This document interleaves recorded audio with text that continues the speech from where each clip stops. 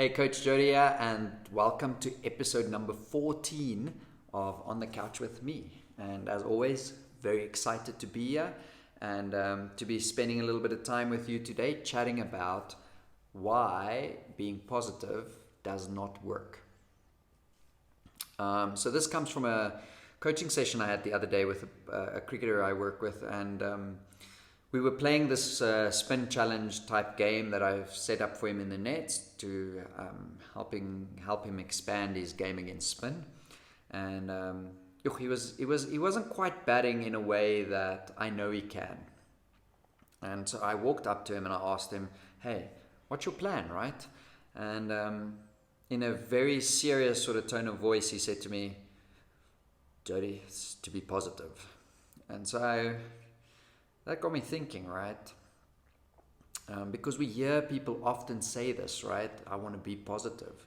And there's other forms of this that exist out there. It's to trust yourself. It's to I want to feel confident. I want to go express myself. I want to So it's those sort of things, right? Trust, believe in myself, back myself, be confident, be positive. And so the problem with these things are that they are non-specific and they are vague. So your mind does not know what to do with that information. It just doesn't. It doesn't know to take that information and connect it with anything. Because if I said to you right now, and I don't know how you're feeling, right, at this point in time, but if I had to say to you right now, be positive, you see, nothing really happens, right? Because there's literally nothing for your mind to attach to.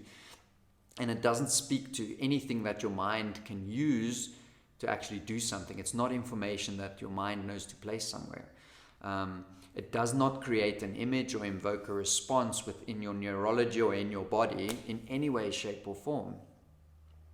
And so the better thing to do, right, the better thing to try and figure out for cricketers is if you want to experience more positivity in your game, or that you back yourself more, or that you feel more confident, right, you've got to figure out what sits below that, or beyond that, or inside of that. And that is normally a good place to start is what will you be experiencing, right? So let's say you want to be positive, right? What is it that you will be feeling emotionally within your body that will bring about the experience of that you would call being positive?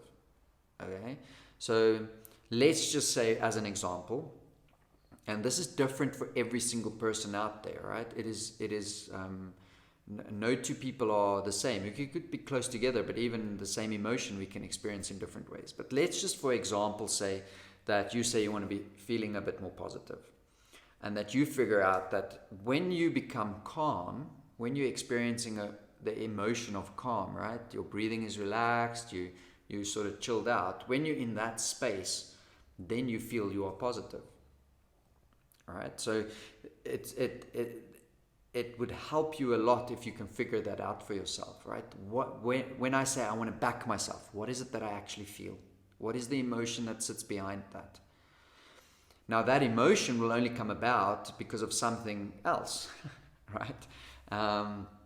So if I want to be positive, and so I need to experience calm, what is it that brings me calm? Maybe it's having clarity.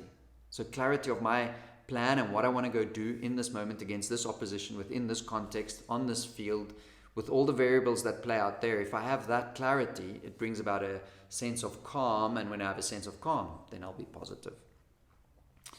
And so I don't think enough cricketers do this work, right, to actually figure out the behind the scenes stuff for themselves, so that they know and understand about themselves that, you know what, I actually want to be calm when I play. And when I'm calm, then I actually really feel positive. And to get to my calm, I need clarity.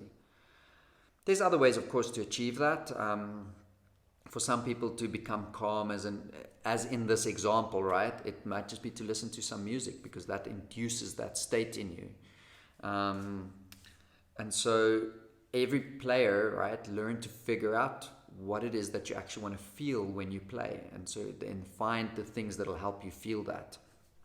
And I think that'll go a long way to helping your performances be consistent, firstly, and to be the best that you can be on the field at all times. I just also want to touch a little bit on negative emotions, right? So when we feel things like doubt, fear, anger, jealousy, bitterness, oh, that's a good one.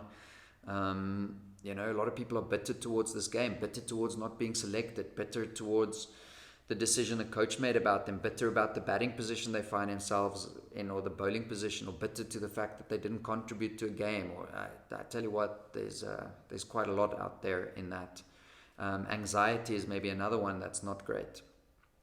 So there's two sides of this negative emotions list. So firstly, I don't think that experiencing negative emotion will serve your performances really well in the long run. I have found some cricketers, in particular bowlers, but I do think it's true for some batters too, is that an emotion like anger actually gets them to perform at their best. So a chirp on the field, you know, somebody says something about my mother or a loved one, and you know, it gets me angry, and then I freaking run up and I bowl faster, or I all of a sudden focus more, and I'm going to really make sure I make this guy pay for the stuff that he said to me now. And so although I think those emotions serve a purpose in that moment, in that context, I don't believe that those emotions are sustainable for high-level performance over an extended period of time. I think that in that moment, isolated, great, it served your performance. But to try and do that every single performance, get angry again, get bitter again, get jealous again, get, you know, get those negative sort of emotions coming up to really drive your performance on a day-to-day basis. One, I don't think it's healthy.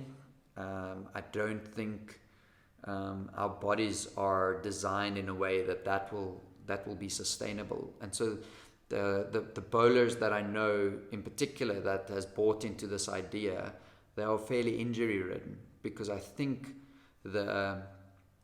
and my understanding is that those emotions can kick us into high gear, but they don't serve us really well. And so I do think that to achieve peak performance, to find the healthy quality emotions that can serve you and drive your performance, and figuring out then how you can set up routines and processes to build in the things that you need to get your emotional state to where you want your emotional state to be, to perform at your best, so that you can feel positive. You know, that is what it takes. That is what it takes, and that's the work that needs to be done by cricketers off the field, other than just hitting balls or bowling balls and working on technical components. That is the work that you can focus on to get your game to the next level, is figure out your emotions and figure out the ways that you can switch them on. As always, if this video gave you any value, or if you think somebody else will get any value out of it, please feel free to share it, like it, comment it, subscribe to my YouTube, follow me on Facebook, The Cricket Mind with Jody Martins, follow me on Instagram, Jody Cricket Mind, and I look forward to catching you on the next On the Couch. Cheers and have a great day.